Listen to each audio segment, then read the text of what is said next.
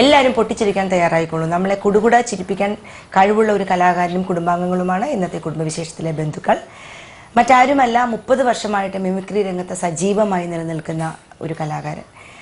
നക്ഷത്രത്താരാട്ട്, പട്ടാഭിഷേകം, കുസൃതി, മാന്നാർ മത്തായി സ്പീക്കിംഗ് തുടങ്ങി 10ഓളം ചിത്രങ്ങളിലൂടെ ഒരുപാട് മിമിക്രി വേദികളിലൂടെ ഏഷ്യാനെറ്റിലെ ഒരുപാട് സിനിമയിലെയൊക്കെ ഈ മുഖം കാണുമ്പോൾ നമുക്ക് പെട്ടെന്ന് ഓർമ്മ വരും. സിനിമയിൽ ഇദ്ദേഹം യേശുദാസിന്റെ ഫിഗർ കാണിച്ച കയ്യടി മേടിച്ച ഒരു എപ്പിസോഡ് ഉണ്ടായിരുന്നു. വളരെ അതുല്യനായ ഈ കലാകാരൻ, അദ്ദേഹത്തിനോടൊപ്പം തന്നെ അദ്ദേഹത്തിൻ്റെ ഭാര്യ ശ്രീമതി ഫൈസി സംഗീതം ഐച്ഛികമായിട്ട് പഠിച്ചതാണ്, എങ്കിലും പാടൂല എന്ന് ആദ്യമേ പറഞ്ഞിട്ടുണ്ട്. ഈ 30 വർഷമായിട്ട് ഇദ്ദേഹത്തിന് ഈ ഫീൽഡിൽ സജീവമായി നിൽക്കാനുള്ള എല്ലാ താങ്ങും തണലും നൽകിയത് ഈ ഭാര്യ തന്നെയാണ്. ഇവരുടെ ഏക മകൾ അനുജ ഇപ്പം BSc ഫിസിക്സ് കഴിഞ്ഞിട്ട് SBIയിലെ പോസ്റ്റിംഗ് ആയി നിൽക്കുകയാണ്. എവിടെയാണ് എന്നുള്ളത് ലെറ്റർ കിട്ടിയിട്ടില്ല. അനുജ അച്ഛൻ്റെ അതേ പാത തന്നെയാണ്. Mimicry, mono act, fancy dress, Oppana, folk dance എന്ന് വേണ്ട സകല കാര്യങ്ങളും സ്കൂൾ കോളേജ് തലങ്ങളിൽ സമ്മാനാർഹയാണ് അനുജ. നമ്മുടെ ഒരുപാട് കോമഡി ഷോകളിലും സ്കിറ്റുകളിലും എല്ലാം ഈ മുഖം നമുക്ക് കാണാൻ സാധിച്ചിട്ടുണ്ട്. എന്തിന്, സന്മനസ്സുള്ളവർക്ക് സമാധാനം എന്നുള്ള സീരിയലിലെ SI സാറാമ്മ അത് തന്നെയാണ് ഈ അനുജ. ഇവരുടെ ഒപ്പം ഇദ്ദേഹത്തിൻ്റെ ഉമ്മ ജമീല. ഇവരാരും പാടില്ലെന്ന് പറഞ്ഞാലും ഉമ്മതേ പാട്ടൊക്കെ പാടാൻ റെഡിയായി റിഹേഴ്സൽ എടുത്തിരിക്കുകയാണ്. സ്വാഗതം ചെയ്യാം ഈ ബന്ധുക്കളെ നമ്മുടെ കുടുംബവിശേഷത്തിലേക്ക്. നമസ്കാരം. നമസ്കാരം. ആദ്യമേ ചോദിക്കട്ടെ, 30 വർഷമായിട്ട് ഈ ഒരു ഫീൽഡ് എന്ന് പറയുന്നത് തന്നെ അത്ഭുതമുള്ളൊരു കാര്യമാണ്. പലരും പയറ്റ് തോറ്റ് പിന്മാറുന്ന ഒരു ഫീൽഡാണിത്. അങ്ങനെ നിലനിൽക്കുക എന്ന് പറയുന്നത് എങ്ങനെയാണത് സാധിക്കുന്നത്? ഞാനത് കോളേജിൽ പഠിക്കുമ്പോൾ തന്നെ തുടങ്ങി. കോളേജിൽ പഠിക്കുമ്പോൾ തുടങ്ങിയെന്ന് പറഞ്ഞാൽ അന്ന് ഈ മിമിക്രി ഒന്നും വളരെ പ്രചാരമില്ലാത്തൊരു കാലം. അന്ന് മോണോ ആക്ട് എന്നും പറഞ്ഞാണ് അവതരിപ്പിച്ചത് കോളേജിടെ. അപ്പോൾ അവർ കണക്ക് പറഞ്ഞ പ്രേംനസീറിൻ്റെ ശബ്ദം, കേപ്പിൻ്റെ ശബ്ദം എന്ന് പറഞ്ഞപ്പോൾ തന്നെ അങ്ങനെയൊക്കെ ആരെങ്കിലും ചെയ്യാൻ പറ്റുമോ അങ്ങനെയുള്ളൊരു കാലഘട്ടത്തിൽ. പിന്നെ അതറിഞ്ഞ് പിന്നെ ഓരോരുത്തർ ഉത്സവ പറമ്പിലൊക്കെ വിളിച്ചുകൊണ്ട് പോയി. പിന്നെ അത് പ്രൊഫഷണലാക്കി മാറ്റി. അല്ല, തുടക്കം അങ്ങനെ ആയിരുന്നില്ല. കൂട്ടുകാരോട് കഥ പറഞ്ഞു കൊടുത്ത് അതിൽ നിന്ന് അവർ തന്നെ ഒരു കണ്ടെത്തുകയായിരുന്നു ഇങ്ങനെ ഒരു മിമിക്രി കലാകാരൻ. അതെങ്ങനെയാന്ന് പറഞ്ഞാല് ഈ സിനിമ കണ്ടിട്ട് എൻ്റെ സ്കൂളിലേക്ക് പോകുമ്പോൾ നടന്നു പോകുന്ന വഴി എൻ്റെ കൂട്ടുകാരനടുത്ത് കഥ പറഞ്ഞു കൊടുക്കും. അപ്പോൾ കഥ പറഞ്ഞു കൊടുക്കുമ്പോൾ അതേ അവർ ഈ പിന്നെ കഥാപാത്രങ്ങൾ നടന്മാരൊക്കെ പറയുന്ന അതുപോലെ തന്നെ പറഞ്ഞു കൊടുക്കും. അപ്പോൾ അപ്പം നസീർ പറയുന്നു, അവിടെ പോയെങ്കിൽ ഇങ്ങനൊന്നും സംഭവിക്കില്ലായിരുന്നു. അപ്പോൾ KP ഉമ്മർ അവിടെ തിരിച്ചടിക്കും, നീ ആരാടാ ചോദിക്കാൻ, അങ്ങനെ കഥ പറഞ്ഞ് വന്ന്. അപ്പോൾ അത് പിന്നെ എനിക്കൊരു ശീലമായി. അത് പിന്നെ ഒരു മോണോ ആക്ട്, ഒരു ഐറ്റം ആക്കിയല്ലെന്ന് പറഞ്ഞ പ്രേംനസീറിന്റെ ശബ്ദം, KP ഉമ്മറിന്റെ ശബ്ദം. അങ്ങനെ ഇതിനൊരു പാരമ്പര്യമുണ്ട്. പാട്ടുപാടാൻ റെഡിയായിരിക്കുന്ന ഉമ്മയിൽ നിന്നാണ് അത് കിട്ടിയത്. ഉമ്മയ്ക്ക് ഇതിനോടൊക്കെ ക്രേസ് ഉണ്ടായിരുന്നു. ഉമ്മ പാടും. ഉമ്മയുടെ വാപ്പ പാടുന്നത് പണ്ട് കേട്ടിട്ടുണ്ട്. ഞാൻ വളരെ ഉച്ചത്തിൽ പാടും. അപ്പൊ ഉമ്മയും പാടും. പിന്നെ ഉമ്മക്ക് സിനിമാ പ്രാന്തൊക്കെ ഉണ്ടായിരുന്നു. സ്ഥിരമായി സിനിമ കാണാൻ പോകുന്ന. അപ്പൊ അങ്ങനെ ഞാനും കൂടെ പോവും. അങ്ങനെ എന്റെ ഭാഗ്യമാണ്. വീട്ടിൽ എപ്പോഴും ചിരിയായിരിക്കുമല്ലോ അല്ലേ? തമാശ ആണോ? സാധാരണ പല മിമിക്രിക്കാരുടെ വീട്ടിൽ പോയപ്പോഴും വീട്ടിൽ അവര് വളരെ ഗൗരവമാണെന്നാണ് കേട്ടത്. തമാശയുള്ളൂ. എപ്പോഴും പ്രാക്ടീസ് ചെയ്തോണ്ടേ ഇരിക്കും ഓരോ നടന്മാരുടെ. ജോലി ചെയ്യാൻ സമ്മതിക്കത്തില്ല. ആണോ? പിറകെ നടന്നിട്ട് ഇത് പറയുന്നത് ഒരു സംഭവം, ഒരു കോമഡി, ഒരു സ്കിറ്റ് എന്തെങ്കിലും എഴുതി കഴിഞ്ഞാല് ഇത് എങ്ങനെയുണ്ട് ഒന്ന് കേട്ടെ എന്ന് പറഞ്ഞ് പിടിച്ചിട്ട് കേൾക്കണം. അപ്പൊ നമ്മൾ എഴുതിയ അതിൽ ത്രില്ലിൽ നിന്ന് എഴുതിയിട്ട് നല്ല രസമായെന്ന് തോന്നുമ്പോഴത്തേക്ക് ചിലപ്പോ അടുക്കള ഞാൻ പറയും പിന്നെ ചെയ്താൽ അല്ലെങ്കിൽ വാ ഇതൊന്ന് കേട്ടു നോക്കുന്നു പറയും. അവിടെ ചിരിച്ചാൽ ഓക്കെ ആയി. അഭിപ്രായം പറയാറുണ്ടോ? അതൊക്കെ കേട്ട് തിരുത്താനായിട്ട് പറയാറുണ്ടോ? അങ്ങനെയുള്ള കാര്യം കൊള്ളത്തില്ലേ പറയുമ്പോഴത് ശരിയാകത്തില്ല. സൂചിപ്പിക്കേണ്ട ആവശ്യമില്ല അല്ലെ? പറഞ്ഞാൽ മതിയല്ലോ അല്ലെ? അല്ല, വീട്ടിലെപ്പോഴും ചിരിയാണ്. നല്ലൊരു അന്തരീക്ഷം. അപ്പൊ ദേഷ്യം വരൂലേ? ദേഷ്യം ചിലപ്പോ അതൊരു കാര്യം വരൂല എന്നുള്ളത് അല്ലേ? അച്ഛന്റെ ഈ ഒരു കുട്ടിക്കാലം തൊട്ടേ കണ്ടും കേട്ടും വളർന്നത് ഇതായതുകൊണ്ട് സ്വാഭാവികമായിട്ട് അതിനോടൊരു താല്പര്യം തോന്നിയതാണ്. അച്ഛൻ തന്നെയാണ് കുട്ടിക്കാലത്ത് തൊട്ടേ എനിക്ക് സ്കൂളിലായാലും ഇപ്പൊ യൂണിവേഴ്സിറ്റിയിലായാലും മോണോ ആക്ട്, മിമിക്രി ഇതെല്ലാം അച്ഛൻ തന്നെയാണ് പഠിപ്പിച്ച് തന്നെ ഞാൻ ചെയ്യുന്നതാണ്. പിന്നെ കുറച്ച് വളർന്നപ്പോഴാണ് അതിലേക്ക് എനിക്കും കൂടെ ഒരു ഇൻട്രസ്റ്റ്. ആദ്യമൊക്കെ ഇൻട്രസ്റ്റ് ഉണ്ട്, എന്നാലും അച്ഛന് വേണ്ടി ചെയ്യും. പിന്നെ എനിക്ക് അതിൻ്റെതായ ഒരു ഇൻട്രസ്റ്റും വന്നു. അടിച്ചൊക്കെ പഠിപ്പിച്ചിട്ടുണ്ട് മോണോ ആക്ട് മിമിക്രിയിൽ. അയ്യോ, മടലൊക്കെ എടുത്ത് അടിച്ചോ പഠിപ്പിച്ചിട്ടുണ്ട്. അടിച്ചോ? ഇവിടെ ഞെട്ടലോടെ ചോദിക്കണു. അത് കുട്ടിക്കാലത്ത് എപ്പോഴും അങ്ങനെയാണ്. അച്ഛന്മാര് ഒരു ട്രാക്കിലാക്കുന്നത് വരെ നല്ലോണം അല്ല, എന്നാലല്ലേ അവർക്കും അതിനോടൊരു താല്പര്യം തോന്നി തുടങ്ങുള്ളൂ അല്ലെ? അങ്ങനെയാണ് സ്കൂളിലും കോളേജിലും ഒക്കെ സ്കൂളിൽ മത്സരിച്ചത്. കോളേജ് ആയപ്പോ പിന്നെ എനിക്കും അതിന്റെ ഒരു താല്പര്യം ഉണ്ടായിരുന്നു. അങ്ങനെ അടിച്ചൊന്നും പഠിപ്പിക്കേണ്ടി വന്നില്ല.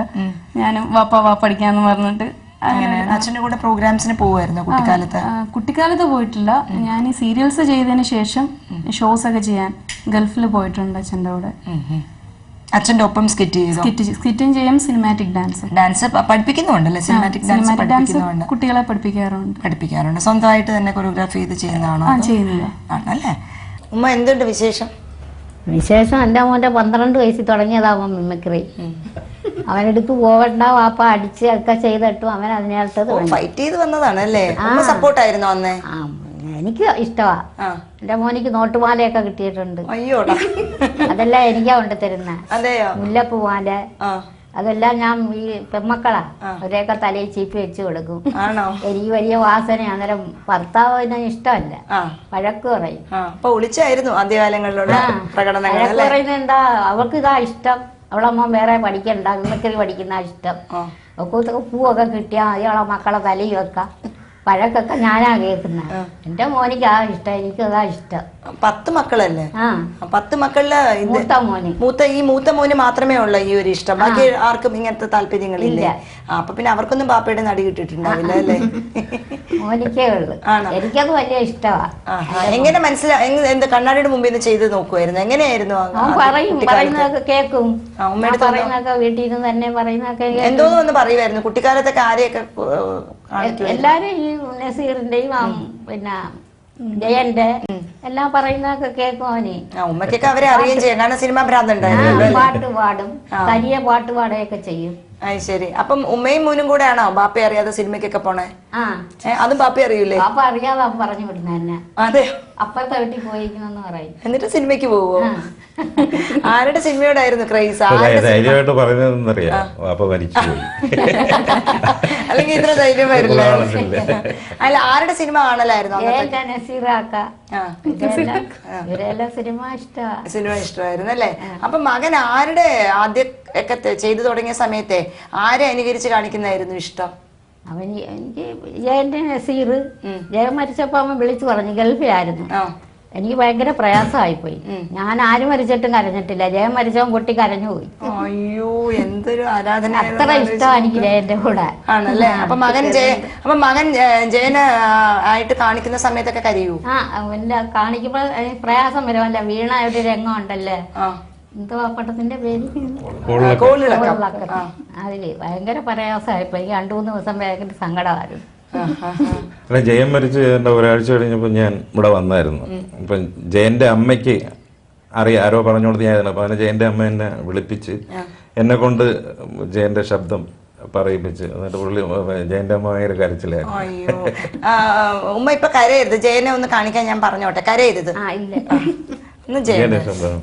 മലനാട്ടിലെ 41 കളരികൾക്ക് മുടയവനായി, തുളുനാടൻ മേൽക്കളരിക്ക് ഗുരുക്കളായി കടത്തനാട്ടിന്റെ മണ്ണിൽ കാലുകുത്തിയിരിക്കുന്ന പൊന്നിയത്ത് പരുന്തിങ്കൽ ഇറ്റലി ഇടപണിക്കര എൻ്റെ ഏട്ടന്റെ പ്രത്യംഗങ്ങളിൽ നിന്നും ഞാൻ ഈ വാൾ ഏറ്റുവാങ്ങട്ടെ. കോട്ടയ്ക്ക് ചേർന്ന ഈ പടവാൾ സത്യവും ന്യായവും ധർമ്മവും നീതിയും പുലർന്നു കാണാൻ വേണ്ടി മാത്രം എൻ്റെ കൈകളിരിക്കട്ടെ. ഇത് സത്യം, സത്യം, സത്യം. പക്ഷേ ഇത് കറക്റ്റ് ഡയലോഗ് പറഞ്ഞ. പക്ഷെ ജനങ്ങൾക്ക് എപ്പോഴും കേൾക്കാൻ ഇഷ്ടമെന്ന് പറഞ്ഞാല്, 5 ഇഡ്ഡലി കിട്ടിയിരുന്നെങ്കിൽ എന്റെ ചുവന്ന ഷർട്ടിന് ബട്ടൺസ് തയ്ക്കാമായിരുന്നു. അങ്ങനെ കേൾക്കുന്നതാണ് ജനങ്ങൾ. അതാണ് കൂടുതൽ ഇഷ്ടം. കൂടുതൽ ആൾക്കാർക്ക് അത്തരം ഡയലോഗ്സ് ആണ് താല്പര്യം. ഞാൻ പറഞ്ഞ തച്ചോളി എമ്പോ എന്ന് പറഞ്ഞ സിനിമയിലെ ഡയലോഗ് അത് പുള്ളി പറഞ്ഞ അതേപോലെ അനുകരിച്ച് പറഞ്ഞു. എന്തുകൊണ്ടാണ് വളരെ സജീവമായിട്ട് ഇതൊരു പ്രൊഫഷനായിട്ട് കണ്ടു തുടങ്ങിയത്? പ്രൊഫഷൻ എന്ന് പറയുന്നത് അത് എന്നെ ഇപ്പൊ ഞാൻ ഈ മിമിക്രി പറയുന്നുണ്ട് എന്ന് അറിഞ്ഞ് എന്നെ ഒരാൾ വിളിച്ചോണ്ട് ഒരു പ്രോഗ്രാം അന്ന് തൊട്ട് ഞാൻ പ്രൊഫഷണലാക്കി മാറ്റി. ശരി, വിളിച്ചോണ്ട് പോയി പ്രോഗ്രാം തരിക. കാര്യം പിന്നെ അമ്പലത്തിലെ പരിപാടിയുണ്ട് സിറായെന്ന്. അപ്പൊ തന്നെ അത് അന്ന് വളരെ തുച്ഛമായ പൈസയൊക്കെ ഉണ്ടല്ലോ. അപ്പൊ അന്ന് അത് അവതരിപ്പിച്ചു കഴിഞ്ഞാൽ അതിന്റെ കയ്യടി കിട്ടിയപ്പോഴത്തേക്ക് പിന്നെ അതറിഞ്ഞ് അടുത്ത അമ്പലക്കാർ വന്നു. അങ്ങനെ അമ്പലപ്പറമ്പുകളായിരുന്നു അല്ലേ കൂടുതലായിട്ട്? കേരളത്തിലെ മിക്കവാറും എല്ലാ ഉത്സവ പറമ്പുകളിലും അങ്ങ് അവിടെ നിന്ന് തെക്കോട്ട് വടക്ക് വരെ അവതരിപ്പിച്ചിട്ടുണ്ട്. ഉമ്മ സങ്കടപ്പെട്ടിരിക്കണം. ഉമ്മയുടെ ഒരു പാട്ട് കേൾക്കട്ടെ, അപ്പൊ നമുക്ക് സന്തോഷമാവും. കായിലരുകത്ത് വലയെറിഞ്ഞപ്പോൾ വളകിലിക്കിയ സുന്ദരി, പെണ്ണ് കെട്ടിന് കുറിയെടുക്കുമ്പോൾ ഒരു നറുക്കിന് ചേർക്കണേ. കണ്ണിനാണെന്റെ കരളിലുരുളിയൽ എണ്ണ കാച്ചിയ നൊമ്പരം, കൽബിലറിഞ്ഞപ്പോ ഇന്നു നമ്മൾ കയറ് പൊട്ടിയ പമ്പരം. വേറെയാണ് വിചാരമെങ്കിലും നേരമായത് ചൊല്ലുവാൻ. നെച്ചോറ് വെച്ചത് തിന്നുവാൻ കൊതിയേറെയുണ്ടെന്നെഞ്ചിലായി.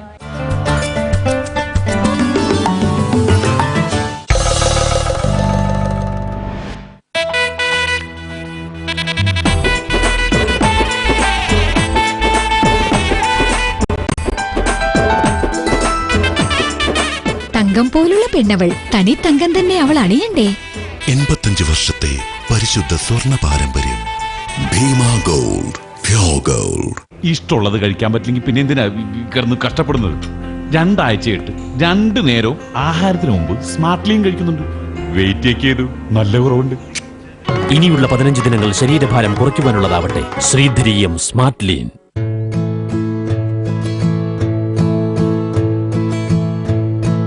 Little things you do for me and nobody else make me feel good.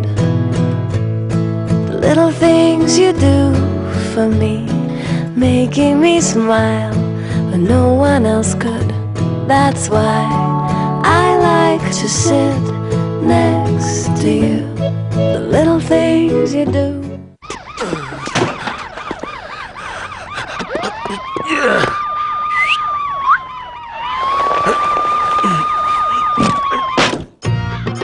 മോനെ, മനസ്സിൽ ലഡ്ഡു പൊട്ടി.